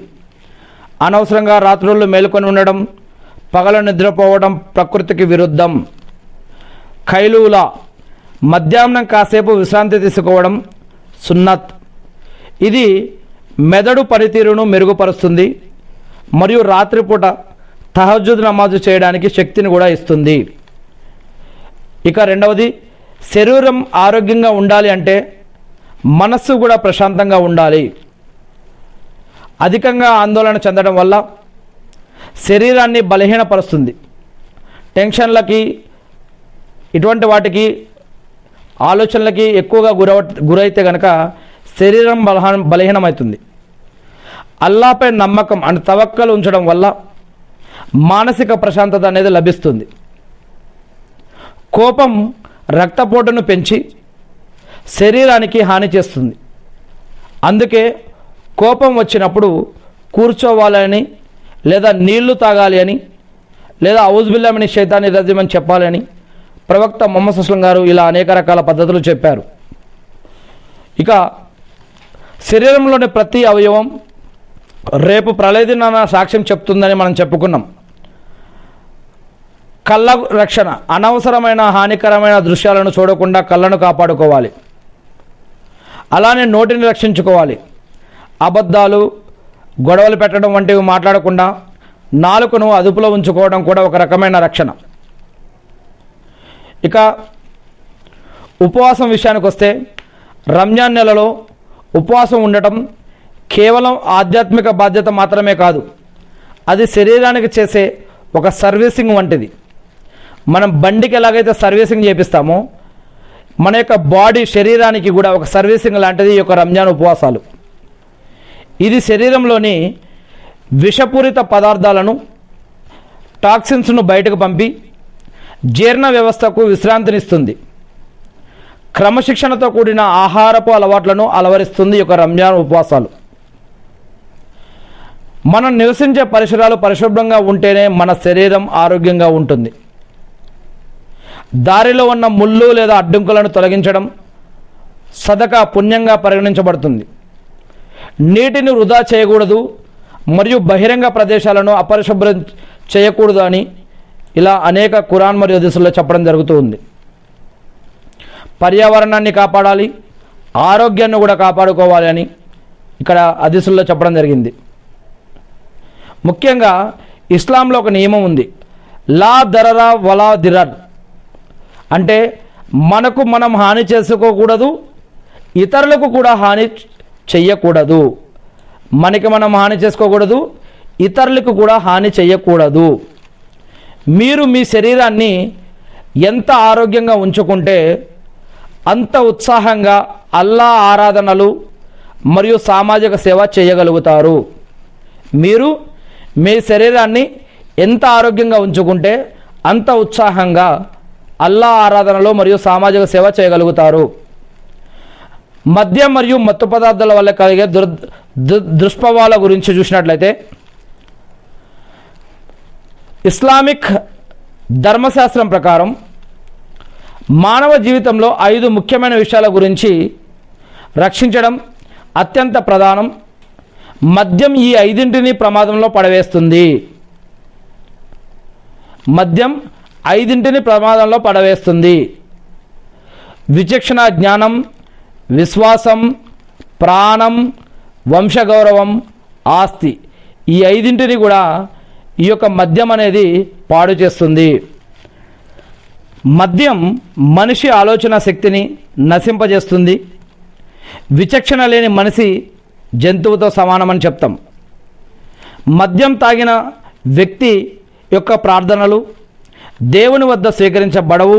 సుమారు 40 రోజుల వరకు అతని నమాజు పుణ్యం దక్కదని హదీసుల్లో చదువుకున్నాం. ఇక 3వది, మత్తులో వాహనాలు నడపడం లేదా గొడవలకు దిగడం వల్ల ప్రాణాపాయం సంభవిస్తుంది. ఇక 4వది, మత్తులో ఉన్న వ్యక్తి తన కుటుంబ సభ్యుల పట్ల, సమాజం పట్ల మర్యాద లేకుండా ప్రవర్తిస్తాడు. ఇక 5వది, ఆస్తి విషయం. కష్టపడి సంపాదించిన డబ్బును హానికరమైన వ్యసనాల కోసం ఖర్చు చేయడం ఇస్లాంలో తబ్జీర్ అంటే దుబారా ఖర్చుగా పరిగణించబడుతూ ఉంది. దుబారా ఖర్చు చేసిన వారికి ప్రళయదినం రోజు ఏం జరుగుతుందో ఖురాన్ మరియు హదీసుల్లో ఆల్రెడీ చెప్పడం జరిగింది. ఇక వైద్యశాస్త్రం ప్రకారం కూడా మత్తు పదార్థాలు శరీరంలోని ముఖ్యమైన అవయవాలను నిర్వీర్యం చేస్తాయి. లివర్ సిరోసిస్ మద్యం వల్ల కాలేయం పూర్తిగా కుళ్ళిపోతుందని, మెదడు పనితీరు, నాడీ వ్యవస్థ దెబ్బతిని జ్ఞాపక శక్తి మందగిస్తుంది, నిర్ణయాలు తీసుకునే సామర్థ్యం కోల్పోతుంది అని, మానసిక వ్యాధులు అంటే డిప్రెషన్, ఆందోళన మరియు భ్రమలకు లోనవతం జరుగుతుంది అని ఇలా ఆధునిక వైద్యశాస్త్రం కూడా తెలియజేస్తుంది. శారీరకంగా, మానసికంగా ఈ విధంగా నష్టాలు ఉంటాయి. ఇక ఒక వ్యక్తి తాగడం వల్ల కేవలం అతను మాత్రమే కాదు, అతని చుట్టూ ఉన్న సమాజం కూడా ఇబ్బంది పడుతుంది. అనేక సర్వేల ప్రకారం భార్య పిల్లలపై జరిగే దాడుల్లో, తల్లిదండ్రులపై జరిగే దాడుల్లో 70% కంటే ఎక్కువ మద్యం మత్తులోనే జరుగుతూ ఉండటం మనం ఈనాడు వార్తల్లో చూస్తూ ఉన్నాం. అనేక రకాల నేరాలు, హత్యలు, దోపిడీలు, అఘాయిత్యాలకు పాల్పడేవారు తరచుగా ఏదో ఒక మత్తు పదార్థాలు తీసుకొని ఉంటున్నట్టుగా మరి ఈనాడు మనం గమనిస్తూ ఉన్నాం. అందుకే దీనిని చెడులన్నిటికీ కూడా తాళం చెవి అని చెప్పడం జరిగింది. ప్రవక్త ముహమ్మద్ సల్లల్లాహు అలైహి వసల్లం గారు ఏమన్నారంటే, మత్తు కలిగించే ఏ వస్తువైనా సరే అది తక్కువ మోతాదులో ఉన్నా లేదా ఎక్కువ మోతాదులో ఉన్నా కూడా అది హరామే, నిషిద్ధమే అని ప్రవక్త ముహమ్మద్ సల్లల్లాహు అలైహి వసల్లం గారు చెప్పారని అబూ దావూద్ మరియు తిర్మిజీ హదీస్ గ్రంథంలో చెప్పడం జరిగింది. అందుకే మద్యం నుండి దూరం అవ్వడం అంటే కేవలం నీటిని, పానీయాన్ని వదిలేయటమే కాదు, అది ఒక ఆరోగ్యకరమైన, గౌరవప్రదమైన జీవితానికి ఒక పునాది వేసుకుంటున్నట్టు. మనం మద్యాన్ని వదిలేయటం అంటే కేవలం ఒక నీళ్లు, మద్యం వదిలేస్తున్నట్లు కాదు, ఒక ఆరోగ్యకరమైన జీవితం కోసం, గౌరవప్రదమైన జీవితం కోసం మనకి మనమే పునాది వేసుకుంటున్నట్టు. అందుకే మద్యం మరియు మత్తు పదార్థాల వల్ల కలిగే నష్టాలు చాలా ఉన్నాయి. సామాజికంగా, వ్యక్తిగతంగా అనేక సమస్యలు ఉన్నాయి. మద్యం సేవించే వ్యక్తి చేసే ప్రార్థనల గురించి ప్రవక్త ముహమ్మద్ సల్లల్లాహు అలైహి వసల్లం గారు ఏం చెప్పారో కూడా చూసాం. ఒక వ్యక్తి మద్యం తాగితే అతని 40 రోజుల యొక్క ఆరాధన గురించి ఏం చెప్పబడిందో చూసాం. అంటే అతను నమాజ్ చదవాలి, కానీ దానికి దక్కాల్సిన పుణ్యం లభించదు. ఒకవేళ ఆ స్థితిలో మరణిస్తే అది అత్యంత దారుణమైన ముగింపు అవుతుంది అతనికి. అదేవిధంగా ఈమాన్ గురించి, విశ్వాసం గురించి ఒక హదీస్ ప్రకారం ఒక వ్యక్తి మద్యపానం చేస్తున్న సమయంలో లేదా వ్యభిచారం చేస్తున్న సమయంలో అతను ముస్లిం అంటే పూర్తి విశ్వాసిగా ఉండడు. అంటే ఆ క్షణంలో అతని హృదయం నుండి ఈమాన్ అనేది బయటికి వెళ్ళిపోతుంది. అల్లాహు అక్బర్. అటువంటి సమయంలో కనుక నిజంగా వ్యక్తి మరణిస్తే అది ఎంత దుర్భరమైన మరణమో ఇక్కడ అర్థమవుతుంది. ఇక సమాజంపై ప్రభావం. మద్యం కేవలం వ్యక్తిగత అలవాటే కాదు, అది ఒక సామాజిక జాడ్యమని, 10 మందిపై ఇది శపించడం జరిగింది అని, మద్యం విషయంలో కేవలం తాగేవాడే కాదు, దానికి సహకరించే ప్రతి ఒక్కరూ అల్లా శాపానికి గురవుతారు అని ప్రవక్త ముహమ్మద్ సల్లల్లాహు అలైహి వసల్లం గారు చెప్పారు అని హదీసులో చెప్పడం జరుగుతుంది. మద్యం తయారు చేసేవారు, తయారు చేయించుకునేవాడు, తాగేవాడు, దానిని మోసేవాడు, ఎవరి కోసం మోయబడుతుందో ఆ వ్యక్తి, వడ్డించేవాడు, అమ్మేవాడు, దాని ద్వారా వచ్చే లాభాన్ని తినేవాడు, కొనేవాడు, ఎవరి కోసం కొనబడిందో ఆ వ్యక్తి, ఇలాంటి 10 రకాల వారిపై అల్లా యొక్క శాపం పడుతుంది అని ఇస్లాం తెలియజేస్తుంది. నేరాలకు మూలం అంటే మత్తులో ఉన్న వ్యక్తికి తన తల్లి, సోదరి లేదా పరాయి స్త్రీ అనే విచక్షణ ఉండదు అని, సమాజంలో జరిగే అఘాయిత్యాలలో మెజారిటీ మత్తు పదార్థాల వల్లే జరుగుతున్నాయని మనం ఈ యొక్క ప్రసంగం స్టార్టింగ్లోనే ఒక చిన్న ఉదాహరణ కూడా మనం చూసి ఉన్నాం. ఏంటా ఉదాహరణ? ఒకనొకప్పుడు ఒక చెడు నడతగల స్త్రీ ఒక చెడు నడతగల ఒక వ్యక్తితో అంటుంది, నేను 3 రకాల విషయాలు చెప్తాను, దీంట్లో ఏదైనా ఒక విషయం చేయగలుగుతావా అని. అదేమిటి? ఒక చిన్న పిల్లవాడిని చంపటం, లేదా నాతో వ్యభిచారమైనా చెయ్యి, లేదా మద్యపానమైనా సేవించు అని అన్నప్పుడు ఆ వ్యక్తి ఏమనుకుంటాడు, ఈ 3 పాపాల్లో చిన్న పాపం మద్యం సేవించడమే కదా అని అతడు మద్యం సేవిస్తాడు. కానీ ఏం జరుగుతుంది? మద్యం సేవించిన తర్వాత ఆ యొక్క స్త్రీతో వ్యభిచారం కూడా చేయడం జరుగుతుంది. ఆ వ్యభిచారాన్ని ఆ పిల్లవాడు చూశాడని ఆ పిల్లవాడిని కూడా చంపడం జరుగుతుంది. ఈ యొక్క చిన్న పాపమే కదా, చిన్నదే కదా అని అనుకొని మద్యం సేవించడం వల్ల తర్వాత ఆ 2 పాపాలు కూడా చేయడం జరిగింది. ఇలా మద్యం మత్తులో ఎప్పుడు ఏం జరుగుతుందో తెలియదు. అందుకే ఇటువంటి వాటికి మనం దూరంగా ఉండాలి. ఇకపోతే ఇస్లాం 5 ప్రధానమైన విలువల రక్షణ కోసం పనిచేస్తుంది.